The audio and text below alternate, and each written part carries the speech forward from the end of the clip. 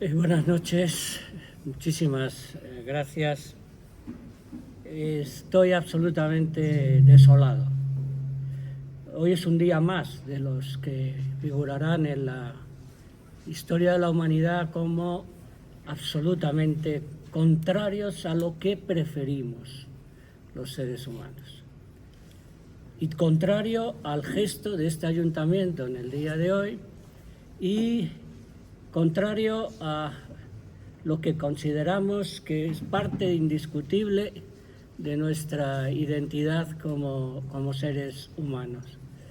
Hoy ha fracasado una vez más el amparo, la tabla de náufrago, que siempre ha sido el intentar que cualquier conflicto entre los de nuestra especie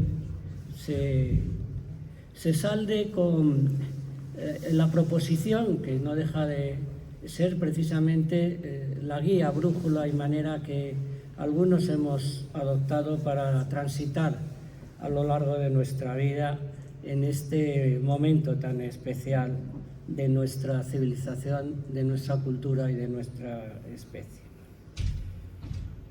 Toda violencia es exclusivamente fruto de la ignorancia.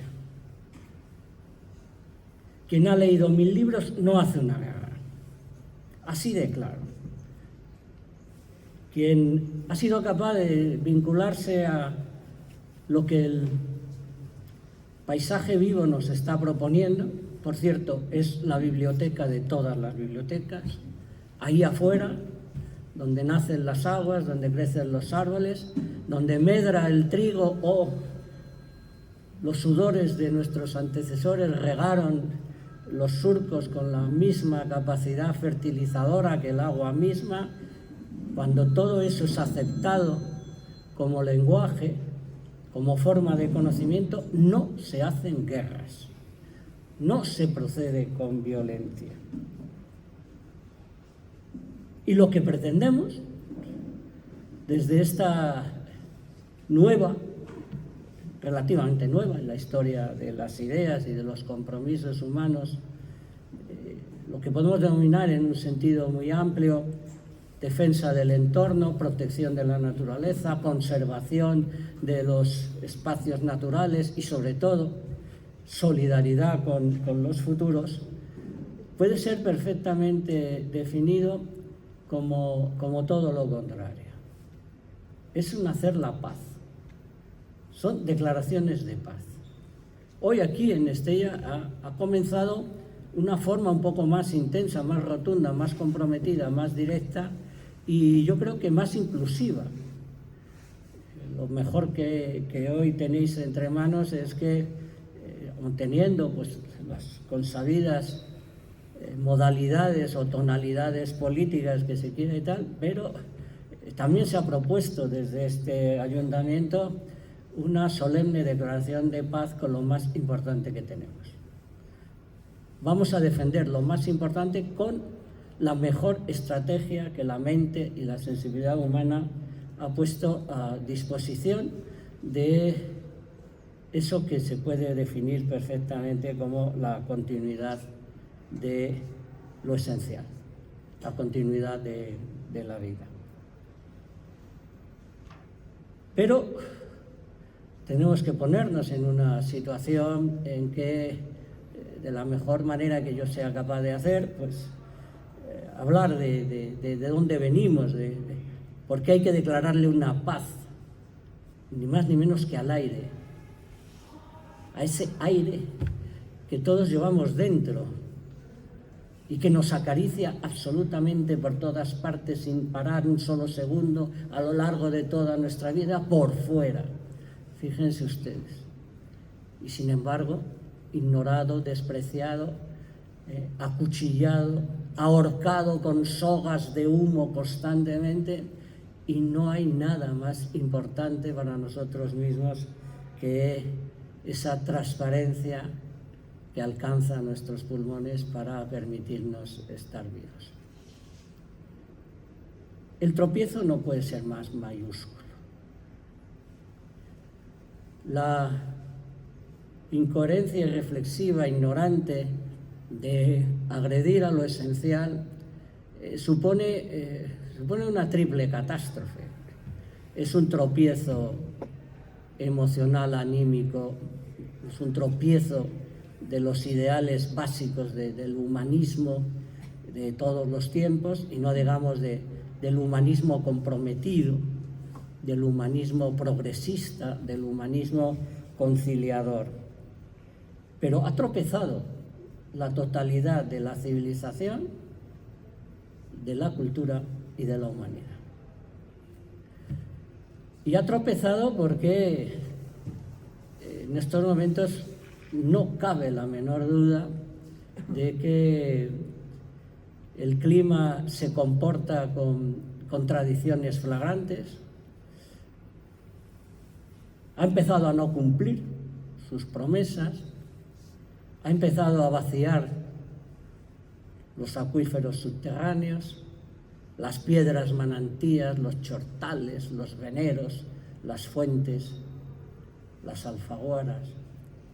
Ha empezado a obligar a equivocarse a la naturaleza y está poniendo en peligro absolutamente todo lo que consideramos imprescindible para estar en este mundo con unos mínimos de garantía.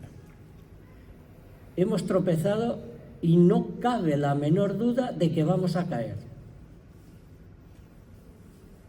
Lo único que queda por dilucidar, y aquí empieza una lectura optimista, por mucho que les parezca que no, lo que tenemos que elegir es si vamos a saber caernos, si vamos a ser unos dignos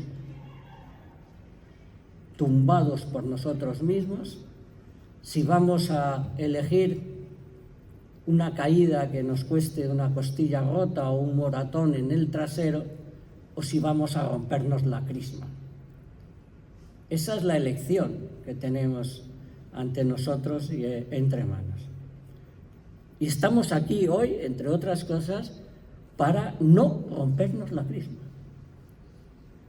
para no acabar tetraplégicos en una sillita de ruedas. Porque caer nos estamos cayendo en estos momentos.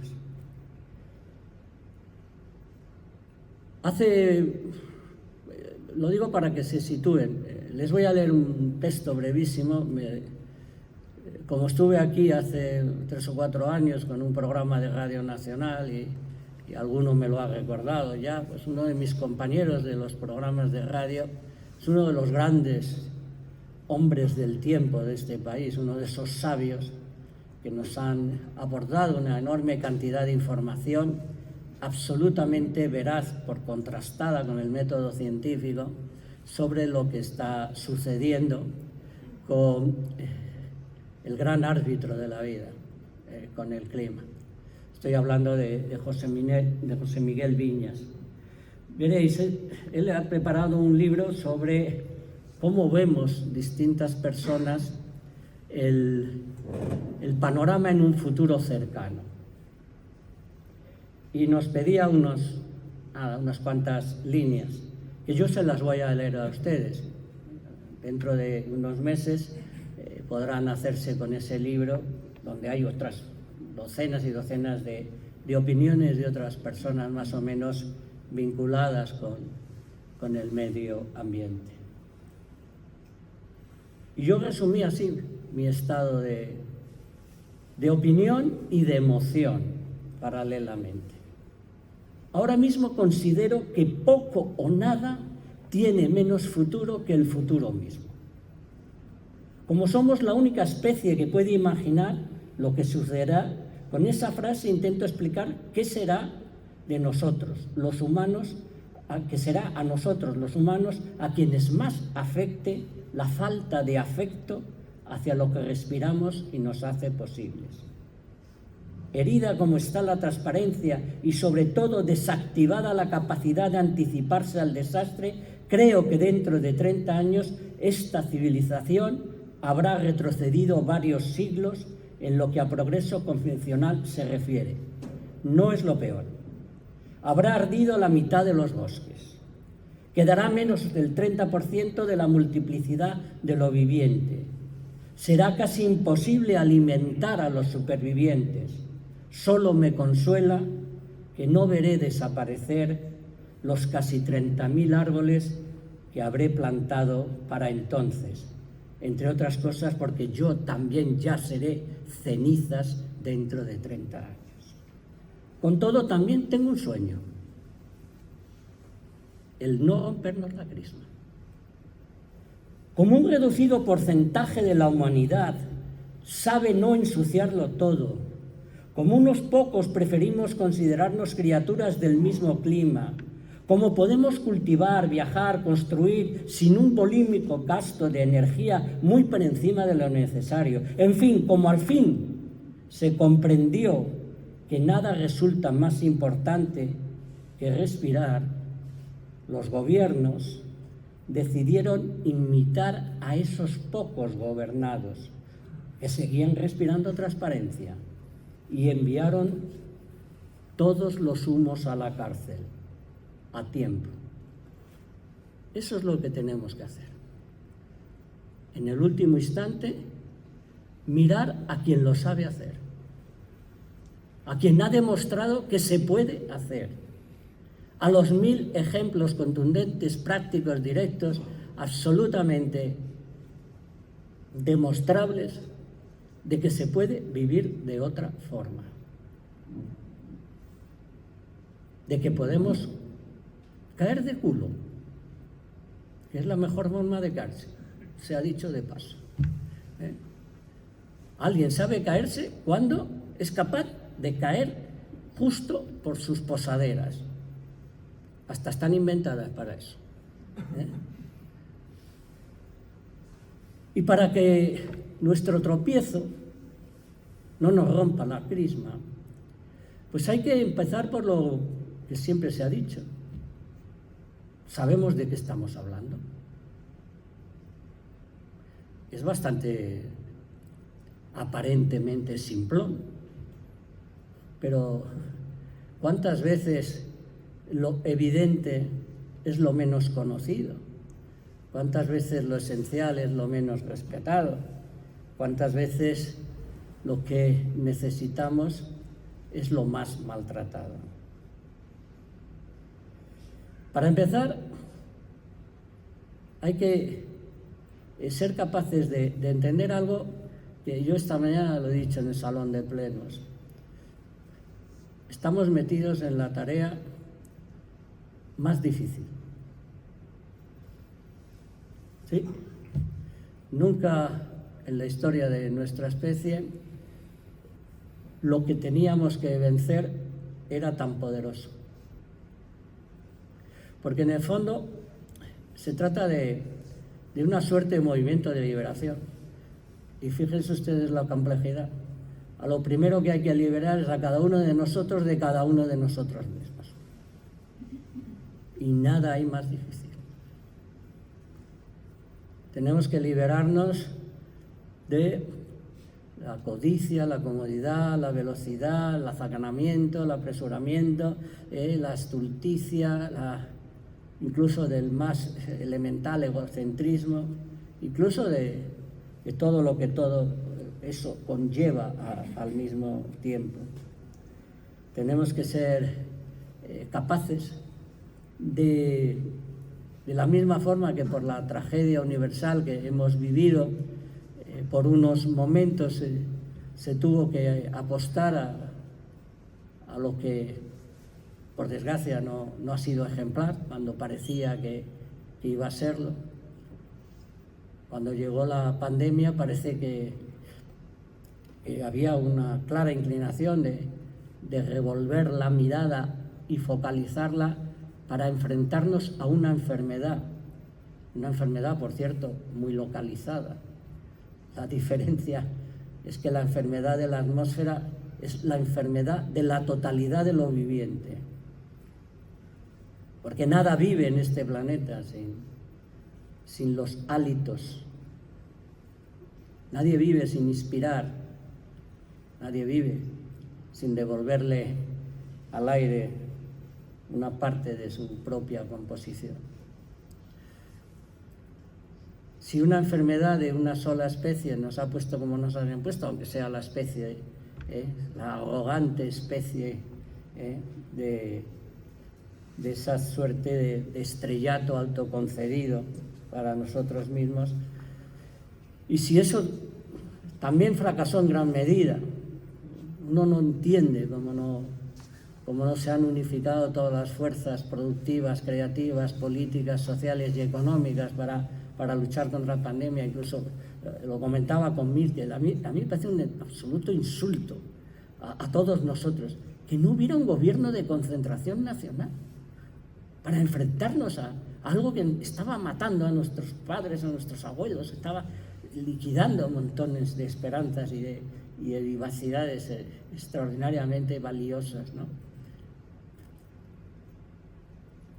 Pero es que la enfermedad es la enfermedad de todos y cada uno de nosotros, de todos y cada uno de los seres vivientes, Y por si no lo recuerdan, y aunque las cifras son muchas veces incomprensibles, y más para alguien que en el fondo es un campesino, fíjense ustedes, qué poco nos acordamos de que en el planeta hay más seres vivos que cuerpos celestes en el universo. Fíjense qué curioso. Según los sabios de los números, de los guarismos, en el universo hay un 10 elevado a 22 cuerpos celestes.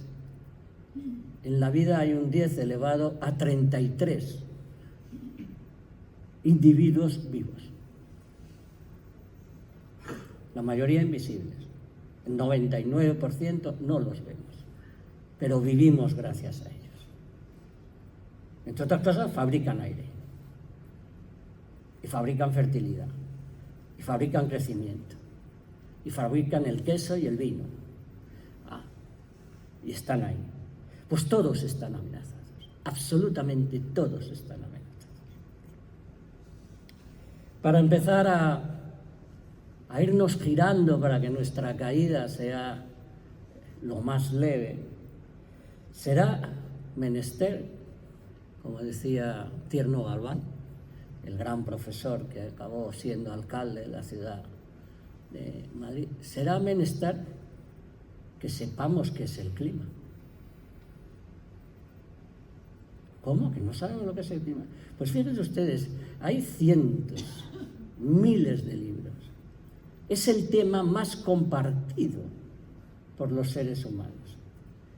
Los espacios dedicados al clima y a la versión cotidiana y popular del clima, que es el tiempo atmosférico de cada día, son los espacios más fijos, más contundentes, más relevantes y más compartidos de los medios de comunicación.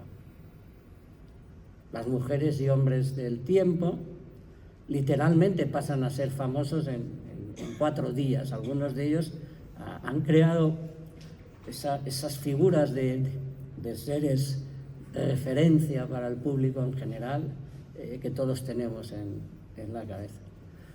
Y yo a mis queridos compañeros, he compartido con muchos de ellos, radio, prensa, televisión, siempre les he regañado un poquito. No es plato de buen gusto regañar. Hoy he regañado un poquito también en la sala de plenos del ayuntamiento. Y lo siento porque es horroroso tener que regañar, sencillamente. Una vez me imaginé que si yo tuviera todo el poder posible, es un juego de palabras, tómenlo como algo un poco anecdótico y muy cercano, ¿no? Si yo tuviera un gran poder, lo primero que pediría para mí es no tener que regañar, ni tener que castigar. Dudo de la existencia de Dios, porque si tiene que castigar, es que no tiene poder.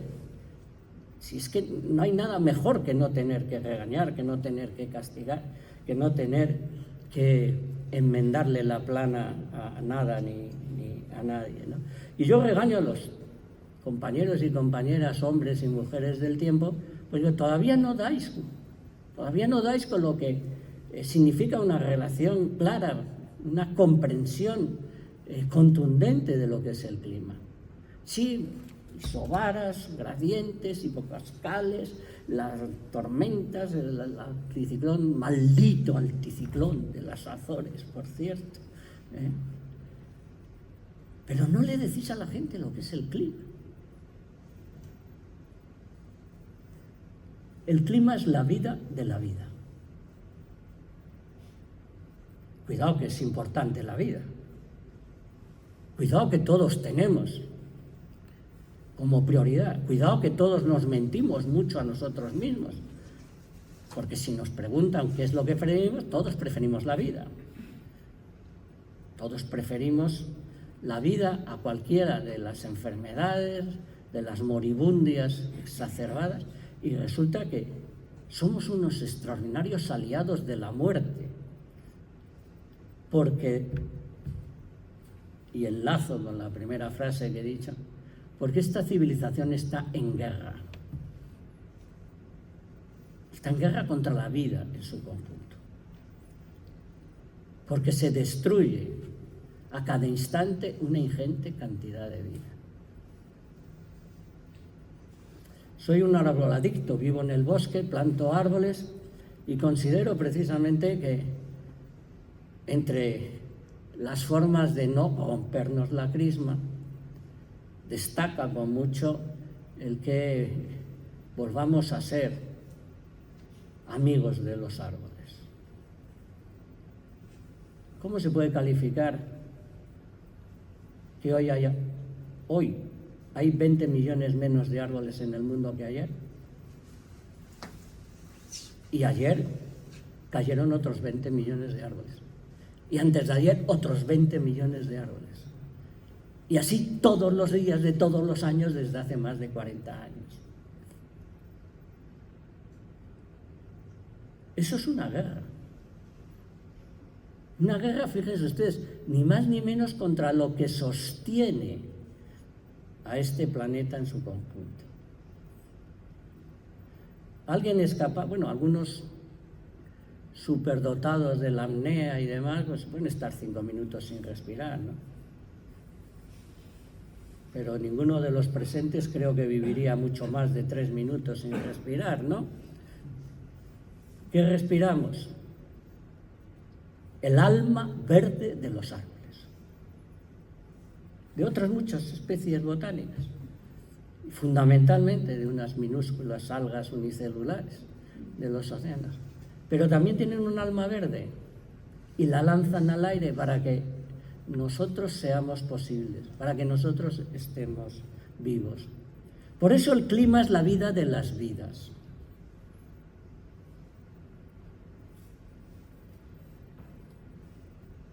La atmósfera es el escenario del clima, y esto también, con este símil, puede permitirnos a esos cambios de estrategia, a una valoración real de lo que supone el cambio climático, porque da la casualidad de que la atmósfera se parece también mucho a una de las cosas más extraordinariamente afables, amables, necesarias de nuestra propia historia personal.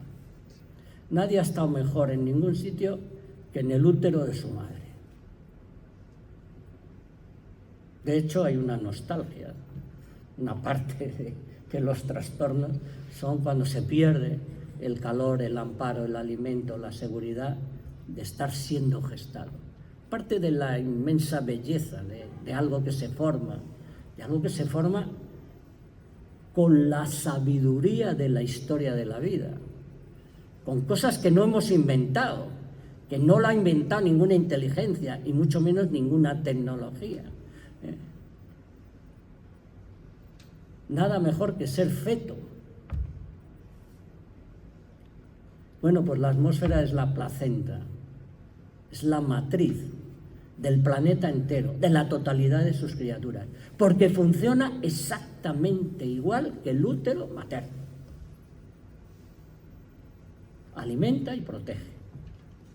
Proporciona hogar, proporciona temperatura básica necesaria, pero sobre todo defiende, es amparadora, es protectora, es un escudo. Con la luz del sol viaja una fracción asesina, que si no fuera por la atmósfera, aquí no habría vida. Sumen las dos definiciones y empezaremos a comprender de qué estamos hablando. Estamos hablando de lo más preferido, de lo más necesario, de lo más compartido, del bien público más inalienable, y aún así algunos quieren privatizarlo, se ha dicho de paso. Y cuando hablamos de estrategias para luchar contra el cambio climático, no estamos haciendo nada distinto que elegir lo que preferimos con lo mejor que tenemos. Fíjense qué maximalismo. Oye, ¿a dónde va este? Qué exagerado. Pues nada, quien prefiere no respirar, que no respire. A ver, si nos dan a elegir, quiero seguir respirando. Quiero seguir fascinado, quiero seguir descubriendo, quiero seguir palpitando, quiero seguir teniendo relaciones de cualquier tipo, quiero seguir incluso intentando averiguar, con el aliviante horizonte de que afortunadamente nunca lo sabremos. Siempre podremos encontrar un nuevo motivo de asombro, de sorpresa, de indagación, de búsqueda, de exploración, porque la vida es precisamente eso. Un incalculable número de sorpresas. Y están siendo desvalijadas. Están siempre siendo desvalijadas por un estilo de vida. La totalidad de la vida amenazada por un estilo de vida.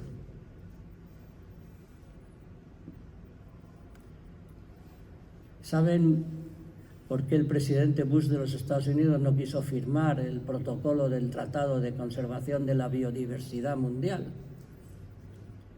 Que pocas cosas ha puesto el ser humano a funcionar más coherentes, solidarias y científicamente correctas. ¿Saben cuál fue el motivo? Porque amenazaba el estilo de vida americano. Conservar la vida amenazaba el estilo de vida americano. En gran medida estamos viviendo, extrapolable a todas las otras naciones. Si han fracasado todas las cumbres del clima, si en pocas evoluciones de lo que son procesos internacionales de acuerdos y tratados jamás ha llegado a disparate tan grande como 25 cumbres. Bueno, perdón, 26, que la 25 fue la nuestra, la de Madrid. 26 cumbres del clima, todas ellas fracasadas. ¿Por qué? Porque amenazan el estilo de vida. Amenazan a la comodidad, amenazan a la codicia, amenazan a la urgencia, amenazan a la velocidad, al acaparamiento, amenazan a la ignorancia, amenazan a la estulticia.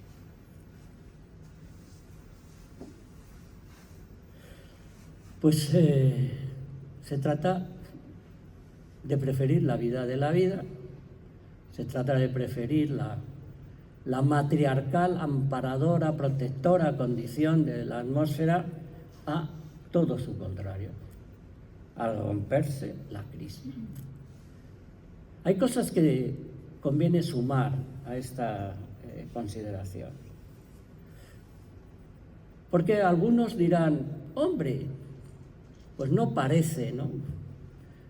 No parece que sea tan grave.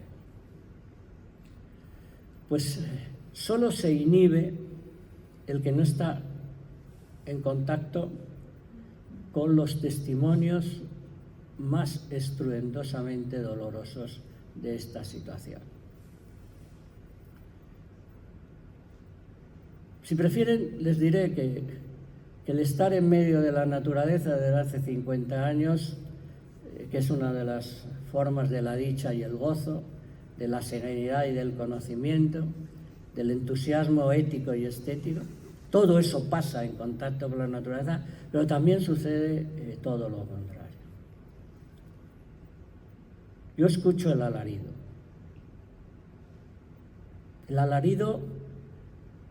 de la encina y de la mariposa saltacercas, el alarido de la salamandra y del ruiseñor, el alarido de la hoja del chopo. Fíjense qué curioso, es que hay años que no se cae. Algo tan aparentemente trivial como que los melojos, los robles de Extremadura tengan sus hojas hasta un mes y medio más que hace 40 años, pues parece que es poco grave. Y sin en cambio es un gigantesco grito de protesta. Este mismo año, la modesta jara pringosa, probablemente la especie más característica de las 3/4 partes más meridionales de esta península. Por cierto, vivimos en la primera zona de conflicto. Lo que hoy le pasa a los ucranianos, nos pasa a nosotros en la guerra contra el clima. Estamos en el frente. El clima está saltando las trincheras de la península ibérica. El clima ha cambiado, el clima que mata.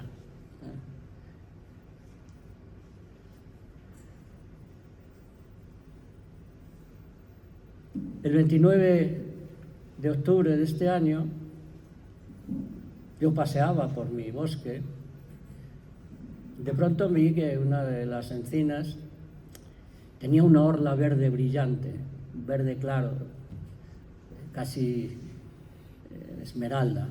Llamaba la atención, me acerqué y no es que hubiera echado unos renuevos, que los había echado, es que estaba completamente florecida.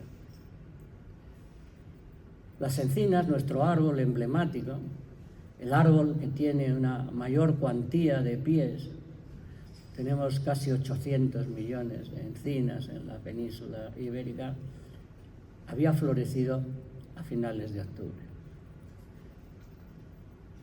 Su floración normal es en abril, es decir, ajustada a los calendarios de la vida, a una cita, a un encuentro, a una confluencia siempre armónica con el tiempo y con el espacio para que el futuro sea posible. Esa es una definición de la natura. Un encuentro con el posible futuro. Y después de miles de millones de ensayos, de pruebas, de errores, una creación de citas a la que acude el clima, el tiempo cronológico y el espacio, para que la flor de abril tenga el tiempo suficiente para dar la bellota de octubre y esa bellota tenga la oportunidad de ser un nuevo árbol a partir del año siguiente. Una flor a finales de octubre es algo tan fracasado como las cumbres del clima. Es que le hemos obligado a la naturaleza a fracasar. 2 días después, ya se imagina usted lo que pasó con las flores. Ese es el testimonio que necesitamos incorporar. El saber que todo, esto es una frase importantísima, la escribió Goethe, para mí una de las mentes más lúcidas de la historia del pensamiento humano. Fíjense, y hay que relacionarla incluso con otra de las catástrofes que nos están acometiendo por todas partes, que es la inestabilidad anímica, es el incremento de las enfermedades mentales, de las depresiones, de las neurosis, de los suicidios. Decía Goethe que todo el contento de los humanos cífrase en el retorno regular de las cosas ajustadas a su tiempo, la sucesión del día y de la noche, de las estaciones, de las flores y de los frutos, y de todas las cosas que precisamente por ser fieles a su retorno nos dan seguridad.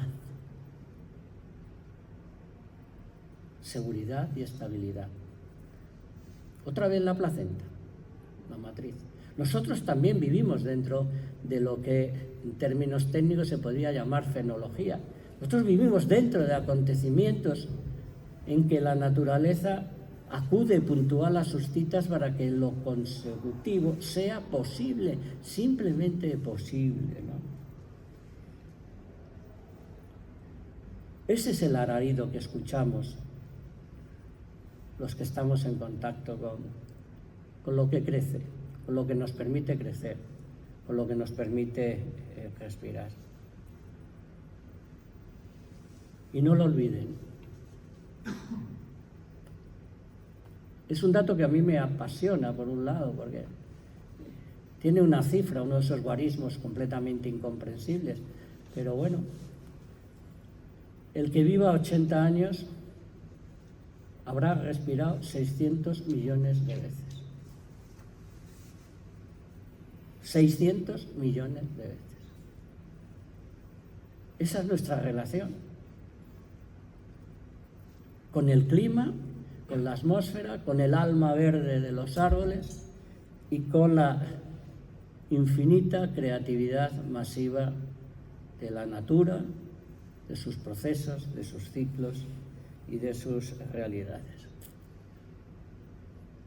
¿A qué les suena a ustedes aquello de armas de destrucción masiva, efectos colaterales no deseados? Ay, tengo que tirar una bomba porque hay ahí algo muy terriblemente peligroso para mí y mato a 6 niños.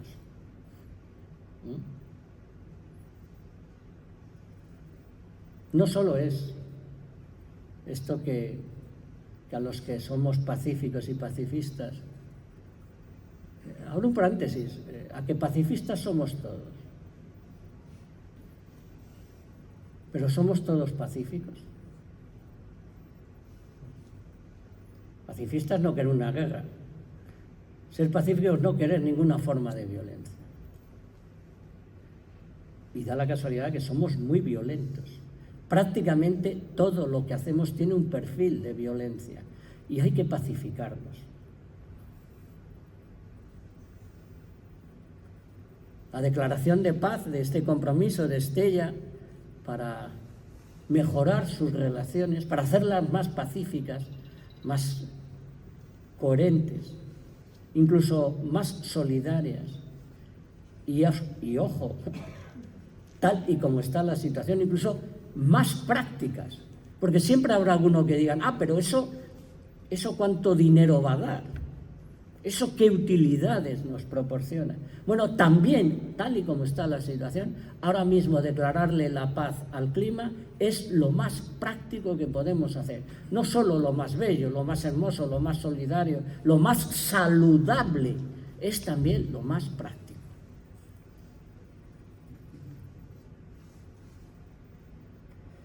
Miren ustedes, hasta la pandemia se debe al cambio climático.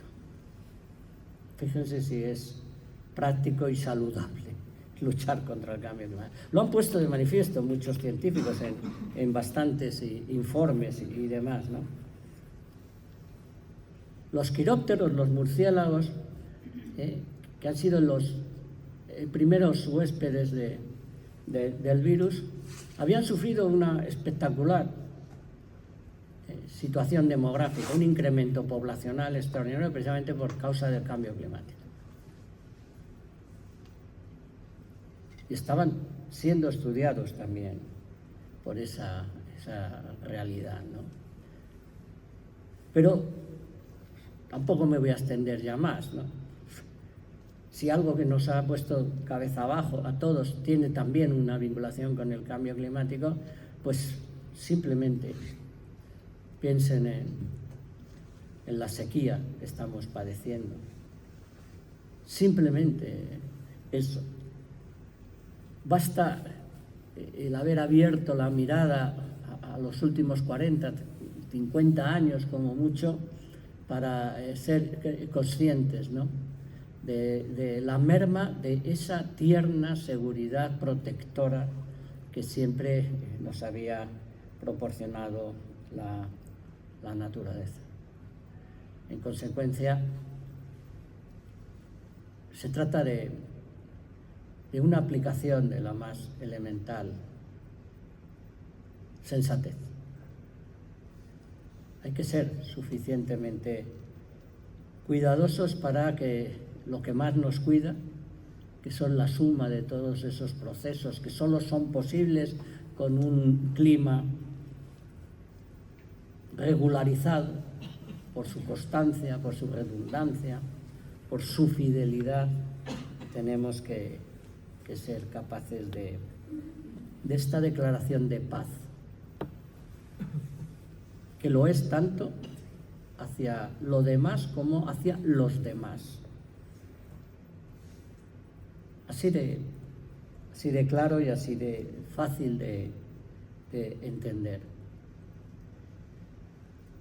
Nos podemos situar donde les parezca oportuno, pero esto tiene solución.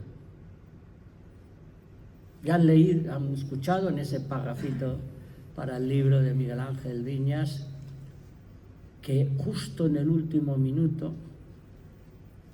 los gobiernos se dieron cuenta de que entre sus gobernados había quien lo estaba haciendo bien. Y es absolutamente cierto.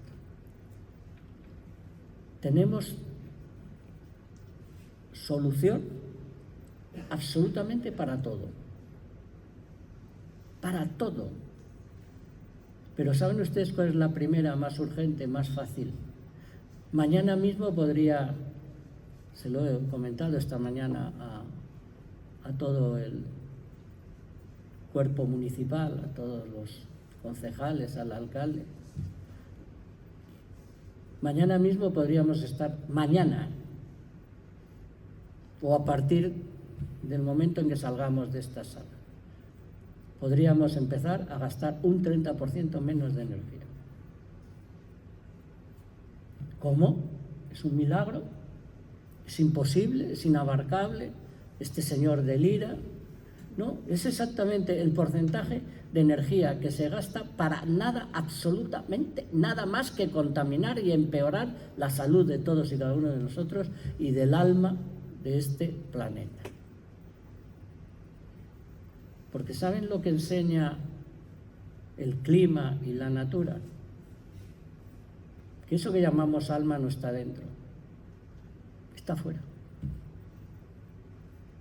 Nuestras almas están fuera de nosotros. Tropiezo intelectual como la copa de un pino. El alma, algo, el espíritu, ahí dentro, el corazón. No. El alma es lo que respiramos. Es más, los griegos lo cogieron a la primera. Anemos es aire. Y alma viene de ánima, que a su vez viene de anemos. Y cuando empezamos a entender que nuestra alma está ahí fuera, nos interesa, evidentemente, aplicar lo que saben los que pedalean en bici, los que saben hacer los agricultores, los que saben hacer los que usan energías limpias, los que saben ser atentos y cuidadosos y no despilfarran el 30% de la energía en sus hogares. Lo que saben hacer cuando solo gastan los más que abundantísimos y suficientes 50 litros de agua por persona y día, cuando normalmente en una sociedad como la nuestra se gastan 150 litros por persona y día. Y se hace exactamente lo mismo con un tercio de la cantidad que normalmente se gasta. Cuando en vez de comer carne, que supongo que recordarán ustedes que una alimentación básica carnívora, básicamente carnívora, demanda 1500 veces más energía que ser mucho más respetuosos con nuestro cuerpo y comer menos carne. Ya se acuerdan ustedes del debate, del delirio absolutamente fantástico por lo esperpéntico de que un ministro diga que hay que comer menos carne, pues no podía tener más razón ese ministro. Y no comparto ideológicamente la mayoría de las cosas. Hay una causa política común que es la verdaderamente importante. Algunos solo militamos en el partido de la vida, que incluye todos los demás partidos. Se ha dicho bueno, todos los demás partidos no amigos de la muerte, porque también hay partidos amigos de la muerte, ¿no? Pues eso está ahí, es la terapia, es la medicina. Pero hay una, que me lo perdonarán ustedes, pero no puedo por menos que acordarme de ella. El mejor invento de la historia de la vida. Está ahí a nuestra disposición. El árbol. ¿Por qué he plantado un árbol por cada día que he vivido? Pues por obvias razones. Por una elemental decencia, por una necesaria respuesta de gratitud a lo que ha hecho posible mi propia vida, y no digamos en el momento en que te dejan publicar libros. Pero esa deuda la tiene el escritor y la tiene cualquiera, ¿no? Porque seguimos respirando 600 millones de veces si se vive 80 años el alma verde de los árboles. Ahí está. Hoy hemos plantado 6 o 7 árboles aquí enfrente, aquí mismito, ¿no? Bueno, ese gesto, que es especialmente coherente, tiene un valor simbólico extraordinario, pero también está muy utilizado en muchas direcciones, ¿eh? Muchos enemigos de la vida plantan árboles también, tal, porque da buena imagen. Se trata de entender qué hay detrás de ese gesto, ¿no?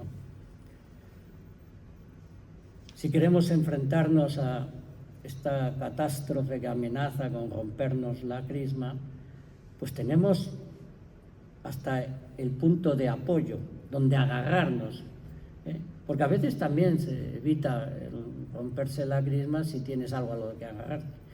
Yo, como me he despeñado un par de veces y me he caído otras 800, pues tengo bastante claro lo de que, ojo, mientras haya un lugar donde agarrarte, pues al final no te has roto la cabeza. Tenemos que ser capaces de poner verde hasta en el último rincón. Parece un poco utópico, paradójico, pero da la casualidad de que no es tan difícil. Déjame que les comente que no considero la más mínima proeza haber plantado con mis propias manos 26.500 árboles. Es absolutamente normal. Hay mucha gente que dice, pero bueno, qué barbaridad, tal. No pasa nada. Ni es un gran esfuerzo físico, se pueden perfectamente plantar 40, 50 árboles en una mañana. Y además te lo agradece tu cuerpo. Se pone un poquito más flexible, ¿no? Se tonifica, tienes más salud si plantas árboles que si no los plantas, ¿no? Pero ahora mismo, cuando la crisis es del calibre que es, yo me harto de decirle a todo el que me quiere escuchar, y no digamos a alcaldes, no digamos a comunidades de vecinos, no digamos a instituciones de todo tipo y condición. Ahora mismo este planeta necesita compensar esos 20 millones de árboles que son talados al día. A los ediles y concejales de todo tipo digo, animaros, hay que animar a la gente a que bueno, es que no es baladí tener un árbol en una terraza o tener algo verde, que crezca algo. No es baladí los jardines verticales, no son baladíes las terrazas. Hasta, fíjense ustedes, en Italia, por ejemplo, que es un país absolutamente más disparatado que nosotros, aunque por supuesto bastante más culto, en Italia es normalísimo tener huertos familiares hasta en las terrazas. No es baladí el horizonte, y se ha propuesto esta mañana, y yo lo insistiré porque soy agricultor ecológico desde hace 46 años, una comarca bendecida por la historia geológica del planeta y precisamente por el clima, como es Navarra en su conjunto, que no lo olviden ustedes, viven en la zona del planeta más favorable para la vida. Agradézcanlo, quiéranse un poquito más buscando la autosuficiencia. Compensen su huella de carbono, respiren lo que sus manos han plantado, coman sin que el alimento venga de las antípodas, recorriendo 15.000 kilómetros y ahogando un poco más al aire. Aquí es posible.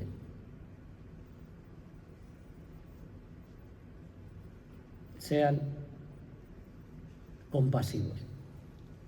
Ténganse compasión. Ese es el declararle la paz a la vida. Por supuesto, declarárnosla a nosotros mismos.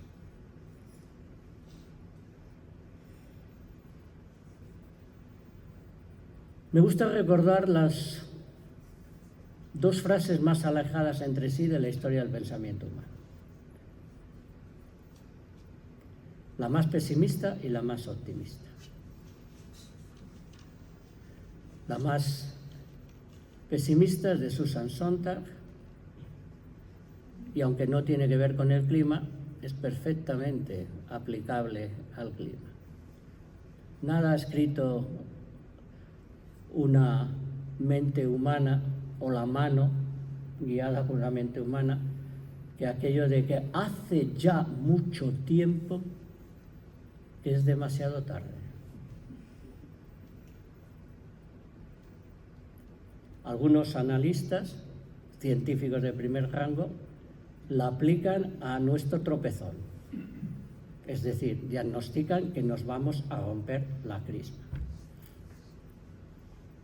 Pero hay que compensarlo, como hago yo en el escrito para el libro de Viñas. En el último momento los gobernantes se dieron cuenta de que había gobernados que sabían hacerlo bien.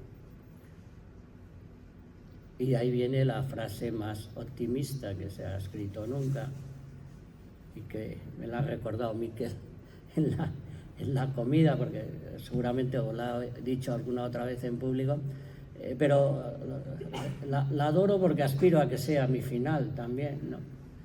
Aunque yo supiera que mañana se acaba el mundo, que tuviera la más absoluta certeza de que todo esto salta por los aires, llega un meteorito que nos parte por la mitad, cualquiera de esas cosas que tantas veces han formado parte de la pseudociencia también. Aunque yo supiera que mañana acaba todo, yo hoy plantaría un árbol. Hoy se ha plantado un árbol en Estella. Y ese árbol será un punto de apoyo para esta humanidad lisiada. Ese árbol. Y todos los que se puedan plantar. Incluso el último día de nuestras vidas. Y claro, todo eso hay que completarlo con algunas coherencias que vienen de bastante lejos. Si el alma está fuera de nosotros, rodeándonos por todas partes, ¿no? Está fuera de nosotros, rodeándonos por todas partes, y la metemos 16 veces por minuto dentro. Hasta 600 millones de veces si vivimos 80 años. Pero da la casualidad de que hay una solución que viene de 150 millones de kilómetros. Y que hay que resumirla de la forma más convincente que conozco, y por eso voy a escribir aquí una cosita.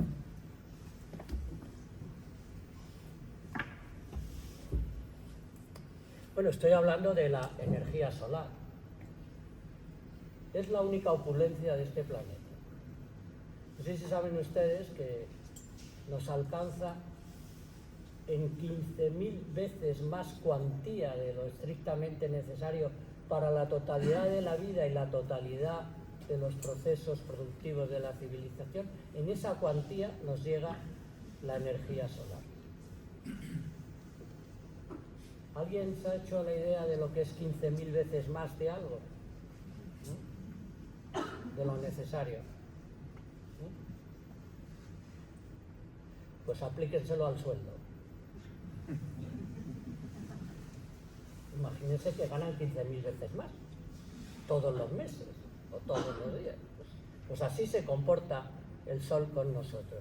No deja de ser curioso, las personas que más relacionaron, para mí es una fuente de estímulo y de conocimiento impresionante, que los que más acertaron con el verdadero significado de las palabras que tienen una relación con la realidad y nos permiten comprenderla, han sido los chinos, con sus pictogramas. Por ejemplo, ahora les pintaré otro, pero yo el día que mejor entendí la realidad palpitante de la segunda cosa más importante de este planeta, que es el agua, es el día que en el diccionario chino me encontré con esto. Esto es agua. La misma palabra con una tilde es eternidad. La continuidad de todo lo viviente se debe a esta relación. Y esto lo expresa la palabra. Pero fíjense esta otra.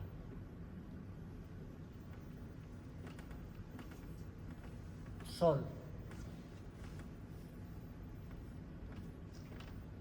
Ojo. Los ojos son discípulos de la luz. Pero si yo pongo estas dos palabras juntas, el ojo, con un sol encima, es lo apropiado, lo que necesitamos, lo necesario. Bueno, pues eso para empezar, ¿no? Lo apropiado, lo necesario, lo justo, lo oportuno, está ahí fuera, igual que el clima. Por eso todavía contamos con algo que se adapta mejor al convencionalismo, a las lecturas prácticas, directas, utilitarias, porque también, si no queremos ser lo suficientemente inteligentes como para plantar muchísimos árboles y procurar que no sean cortados en otros lugares, resulta que tenemos al Sol, que es la única